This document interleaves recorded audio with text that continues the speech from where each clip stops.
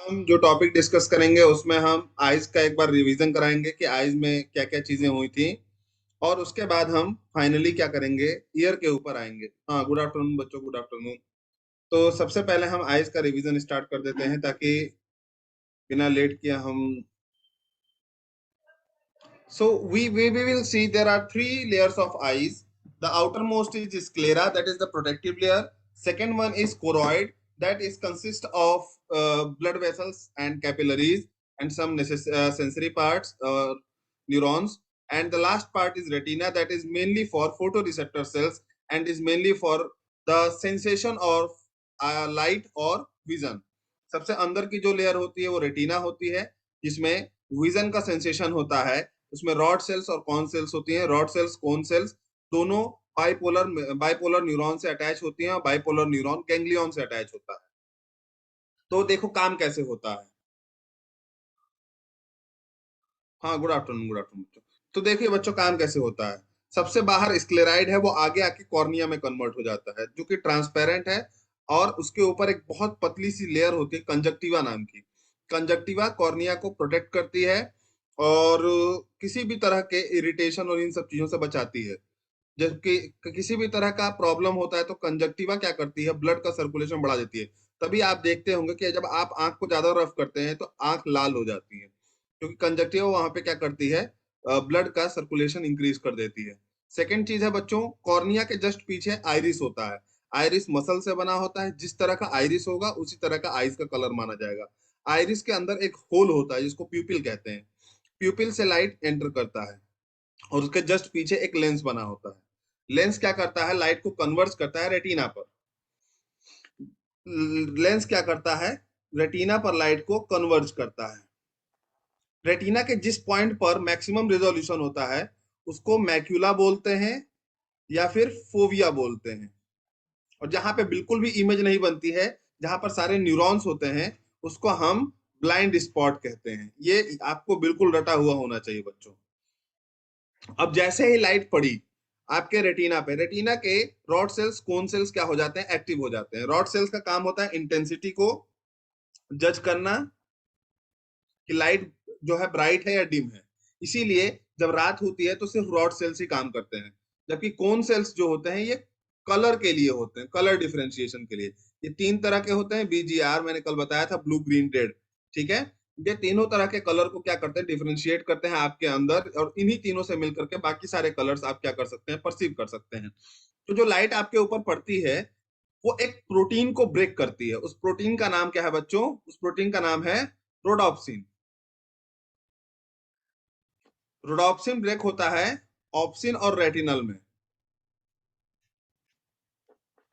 Obscene और retinal जब break होते हैं तो मेम्ब्रेन की परमिबिलिटी चेंज हो जाती है, जिसके वजह से क्या कॉज होता है, हाइपर पोलराइजेशन कॉज होता है।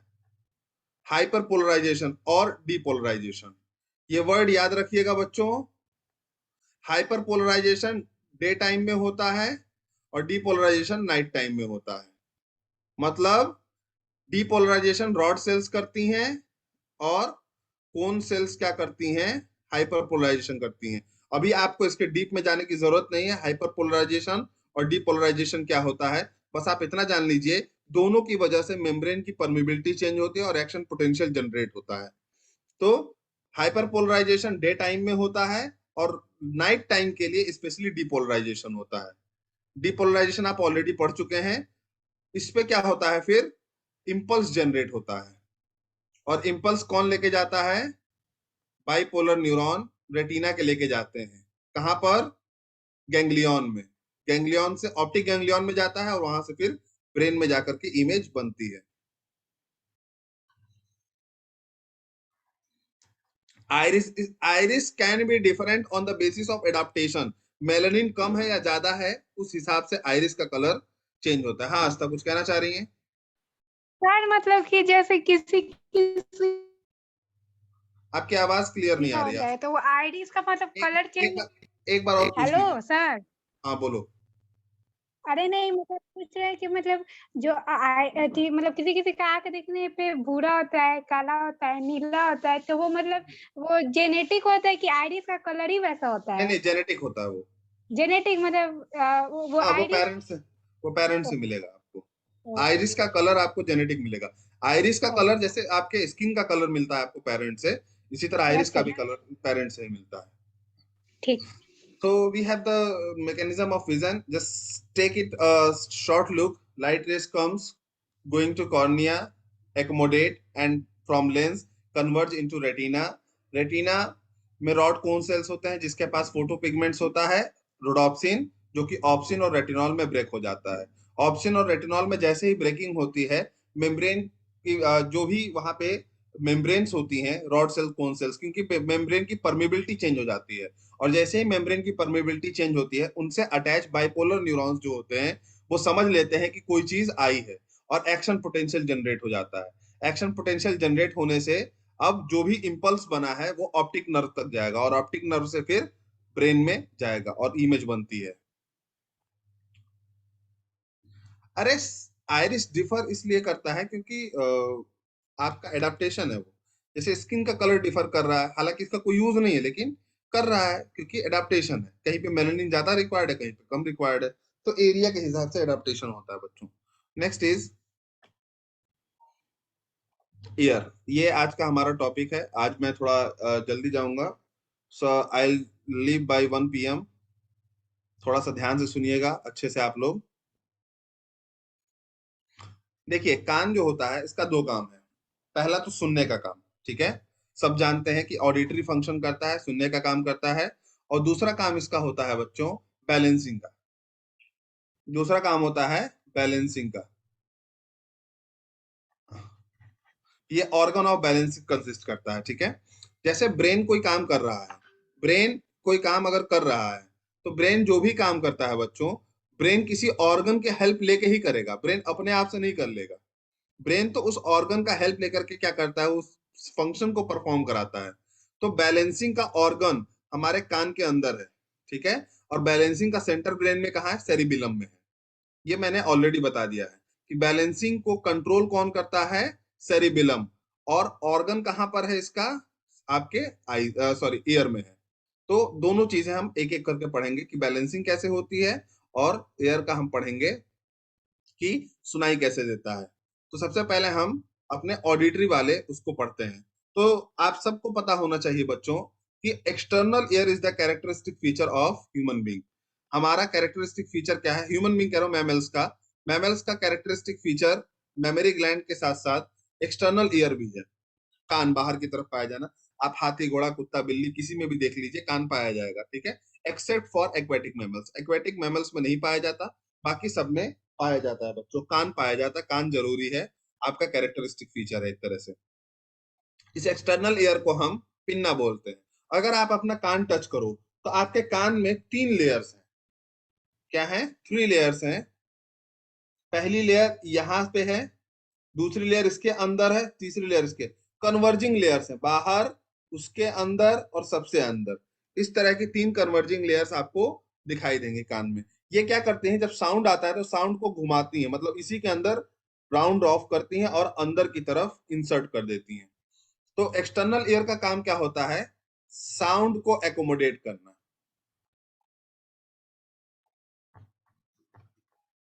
साउंड का एकोमोडेशन। अब एक्सटर्नल एयर से अंदर की तरफ एक पतली सी ट्यूब गई हुई है, ठीक है। एक पतली सी ट्यूब गई है, इसको हम एक्सटर्नल ऑडिटरी मीटर्स कहते हैं।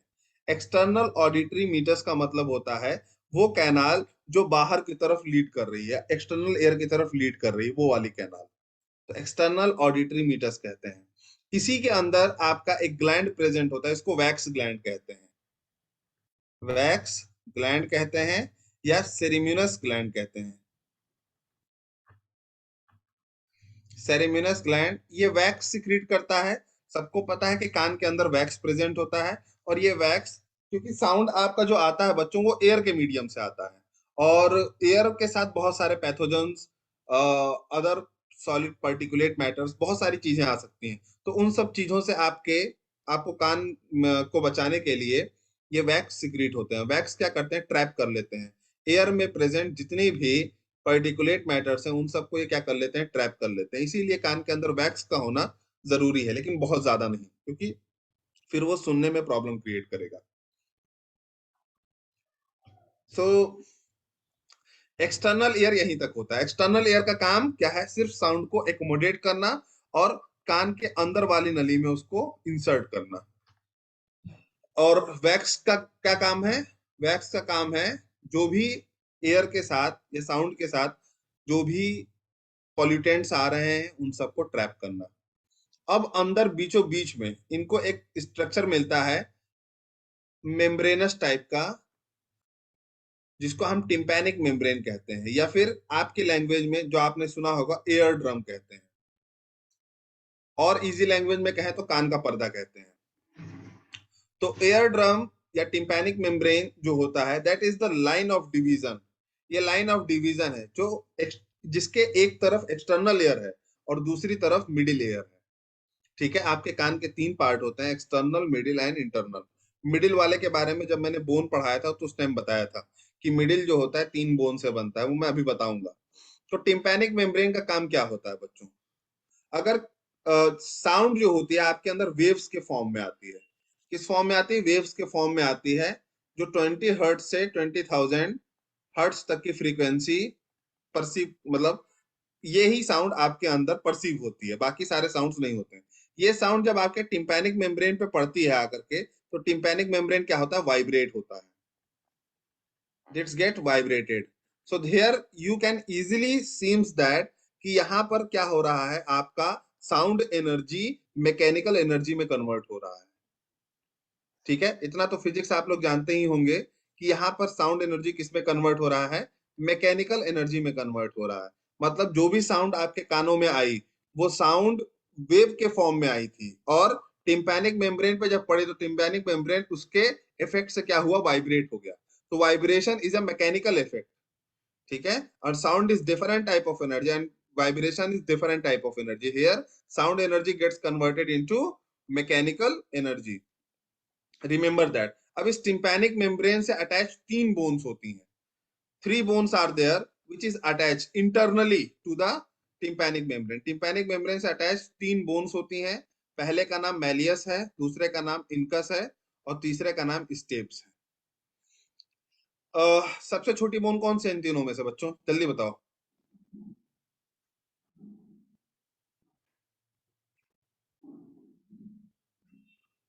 गुड अंजलि, सिर्फ अंजलि को पता है क्या? हाँ, स्नेहा, श्रेयांश, गुड। और बाकी बच्चे?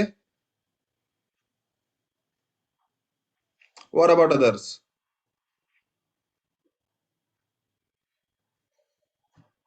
आस्था, गुड। बड़ी देर ले रहा है, छोटा सा वर्ड टाइप करने में इतना टाइम ले रहे हो तुम लोग। चलिए ठीक है। Stapes is the smallest bone of the body. So ये मिडिल एयर का पार्ट है, मिडिल एयर को कंपोज करता है। हाँ सोनिया, मिडिल एयर को कंपोज करता है। ठीक है, तो there are 3 bones which is attached simultaneously. अब कान का पर्दा अगर हिल रहा है तो उससे अटैच बोन्स भी क्या करती हैं? मूवमेंट करती हैं। ठीक है, तो इन तीनों का जो सीक्वेंस है बहुत ध्यान से सुनिए।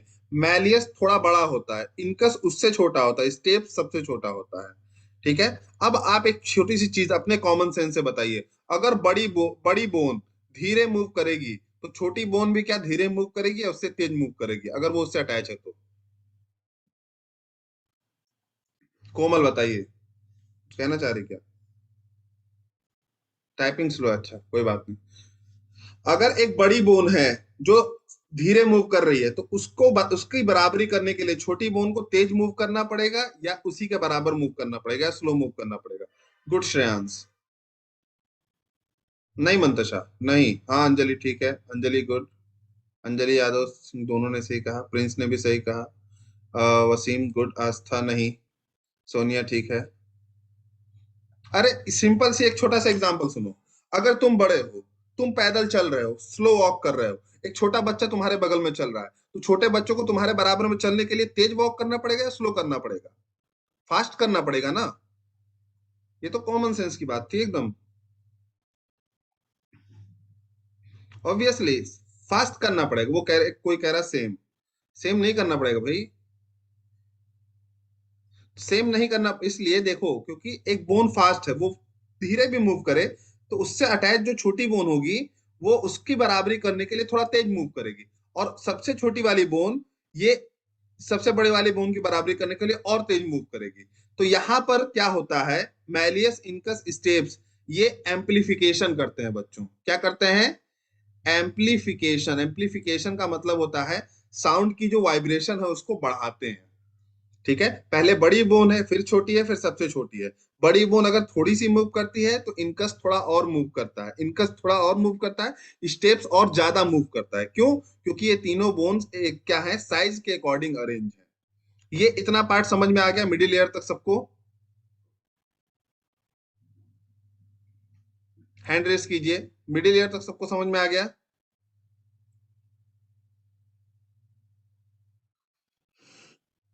Only 13 participants has raised 14 participants has raised their hands. अरे इसमें समझना क्या था? आवाज आया, बड़े बाहर वाले कान ने एकोमोडेट किया, अंदर भेजा, अंदर टिम्पैनिक मेम्ब्रेन थी, उसने वाइब्रेट किया, उस वाइब्रेशन को तीन बोन ने रिसीव किया, मैलियस इनकस स्टेप्स, जो कि सीक्वेंस में अरेंज है। मैलियस थोड़ा सा मूव हुआ, इनकस उसकी बराबरी करने के लिए थोड़ा ज्यादा मूव हुआ, स्टेप्स उन दोनों की बराबरी करने के लिए और ज्यादा मूव हुआ। तो इससे क्या हुआ, वाइब्रेशन क्या हो गए, एम्पलीफाई हो गए, बढ़ गए। ठीक है बच्चों, hand puts your hand down.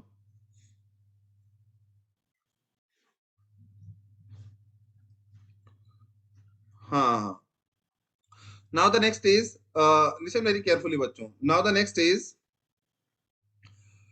एक छोटी सी चीज जो आप सब लोग को शायद पहले भी बताई गई हो, यहां पर भी मैं बता दे रहा हूं। आप एज्यूम करिए कान का पर्दा कितना साउंड, ये मैं बता दूंगा, 120 डेसिबल से ज्यादा साउंड नहीं जाना चाहिए। इससे ज्यादा खतरनाक होता है आपके लिए। साउंड की यूनिट होती है 120 डेसिबल।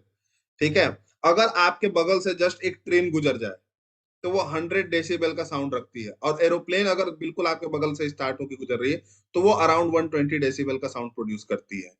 ठीक है, तो ये सब साउंड्स खतरनाक हैं आपके लिए। इसीलिए जो वर्कर्स ट्रैक पे काम करते हैं उनका हर 6 महीने या 1 साल पर कान का टेस्ट कराया जाता है। या जो लोग बहुत ज्यादा इंडस्ट्रीज वगैरह में काम करते हैं उनका साउंड की परसीविंग क्वांटिटी कम हो जाती है, वो कम सुनते हैं फिर। खैर, अ, हाँ आस्था। सर हमको पूछना था कि जैसे हम लोग एरोप्लेन पर मतलब जाते हैं तो हम लोग का कान में मतलब कान का चदरा क्यों दर्द करने लगता है? Due to atmospheric pressure. आप जब हवा में उड़ते हो तो एटमॉस्फेरिक प्रेशर आपका क्या हो जाता है, थोड़ा सा डिसबैलेंस होता है, तो वो दर्द करेगा आपका। मेरे साथ भी होता है। तो ये एटमॉस्फेरिक प्रेशर के डिफरेंस, कई लोग का अडाप्ट हो जाता है, कई लोग का नहीं करता है, लेकिन कुछ लोगों का करता है। ठीक है, वसीम आप कुछ कहना चाह रहे हैं?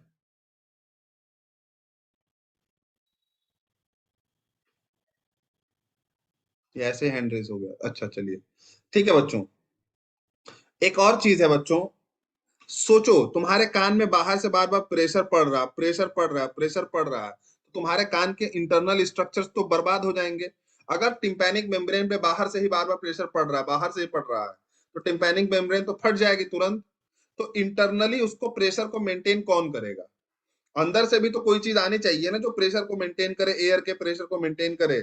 साउंड तो एयर के साथ आ रहा है ना, तो इसीलिए आपके मिडिल एयर से एक और स्ट्रक्चर अटैच होता है, इसको यूस्टैचियन ट्यूब कहते हैं बच्चों। It is very important. Eustachian tube का साउंड में कोई काम नहीं है, लिसनिंग में कोई काम नहीं है, लेकिन आपके नाक की तरफ से निकल करके मिडिल एयर में जुड़ा हुआ एक और पतला सा ट्यूब होता है जो एयर के प्रेशर को क्या करता है, बैलेंस करता है, या बाहर के प्रेशर को क्या कर देता है, इक्वलाइज करता है। दैट इज नेम एज, नहीं नहीं फ्लूइड नहीं करता, ये यूस्टैचियन ट्यूब करेगा। यूस्टैचियन ट्यूब क्या करता है, आपके एक्सटर्नल जो एयर आ रहे हैं, बाहर से कान में जो हवा आ रही है, उसके जो प्रेशर है उसको इंटरनली बैलेंस करेगा।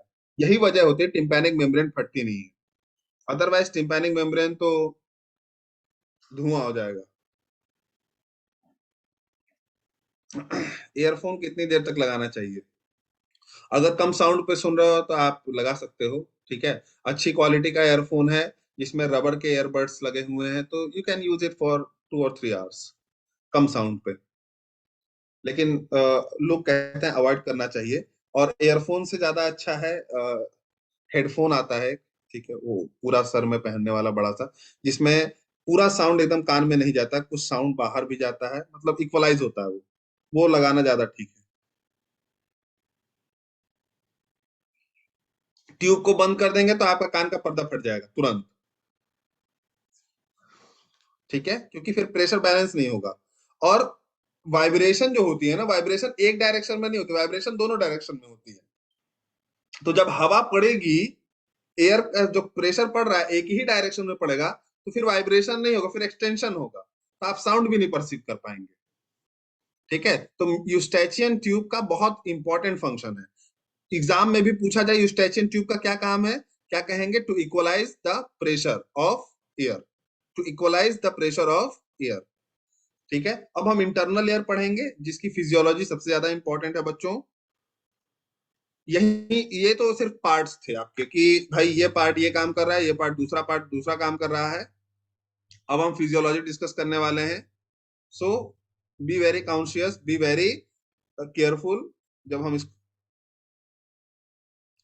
कार सिक क्यों होता है, कार सिक मतलब नहीं समझा, कार सिकनेस क्या, मैं एक बार और क्वेश्चन रिपीट कीजिए आप। ठीक है बच्चों, मैं इंटरनल एयर अब पढ़ाने जा रहा हूँ, कार सिकनेस।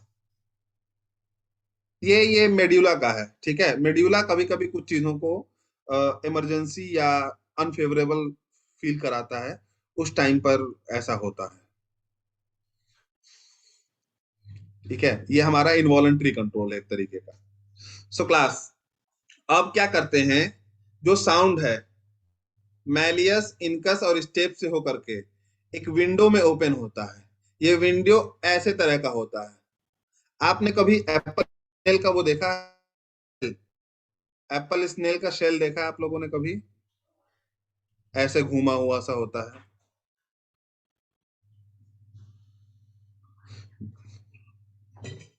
बिल्कुल हो सकती है सलोनी। चलिए, एप्पल स्नेल का जो स्ट्रक्चर होता है, एप्पल स्नेल का स्ट्रक्चर की तरह ही आपके अंदर एक स्ट्रक्चर होता है, इसको कॉकलिया कहते हैं। ये कॉकलिया ही आपके साउंड को परसीव कराती है। ये कॉकलिया ही आपके साउंड को क्या करती है, परसीव कराती है। इस कॉकलिया को अगर हम सीधा कर दें, ऐसे जैसे ये स्ट्रक्चर दिया है, इसको सीधा कर दें, तो इसके अंदर 3 लेयर होती हैं। सबसे ऊपर वाले लेयर को स्केला वेस्टिबुली बोलते हैं, बीच वाले लेयर को स्केला मीडियाई कहते हैं, और तीसरी सबसे नीचे वाली लेयर को स्केला टिम्पैनी। ये तीनों अलग होती हैं, ठीक है। स्केला वेस्टिबुलाई अपर लेयर है, अपर चैम्बर है, स्केला मीडियाई मिडिल चैम्बर है, स्केला लोअर चैम्बर है। तो 3 डिफरेंट चैम्बर्स होते हैं आपके कान के। जो साउंड आता है वो ओवल विंडो से आता है। साउंड की एंट्री कहाँ से होती है, ओवल विंडो से होती है। साउंड निकलता कहाँ से है, राउंड विंडो से। आता ओवल विंडो से है और निकल जाता है राउंड विंडो से, ठीक है। अब हम समझेंगे कि किस तरीके से हम साउंड को परसीव करते हैं। फिजियोलॉजी पढ़ने जा रहे हैं बच्चों हम लोग, ठीक है, तो बहुत ध्यान दीजिएगा आप लोग। जस्ट 1 मिनट रुक जाइए, पानी पी लूं मैं, गिलास में पी लेता हूँ।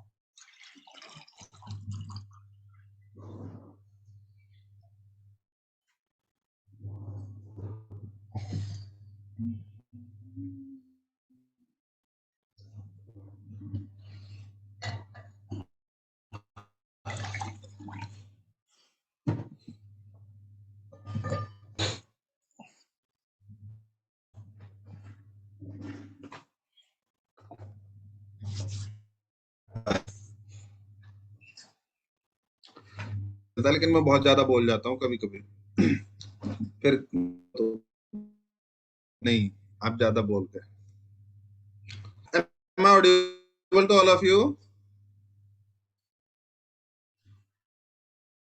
जी आस्था जी। सर, आपका आवाज बहुत फट रहा है, कुछ नहीं सुनाई दे रहा है। मैं कोई सिंगर हूँ क्या? अच्छा, अभी भी नहीं आ रही आवाज? नहीं। Am I audible to all of you right now? अभी आ रही आवाज?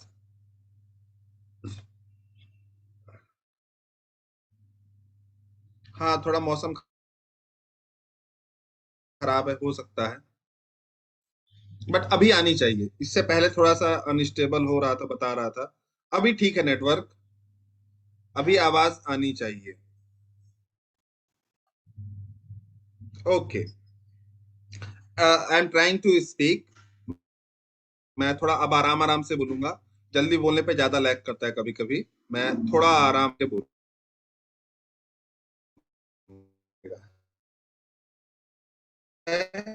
वो स्केला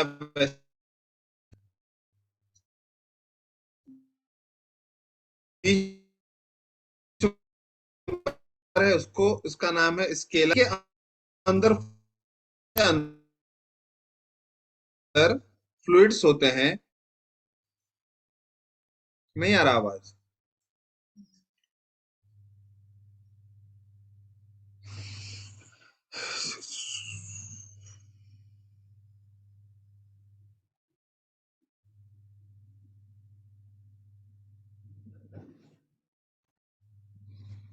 मैं क्लास एक बार फिर से आप लोग ज्वाइन कीजिए, ठीक है?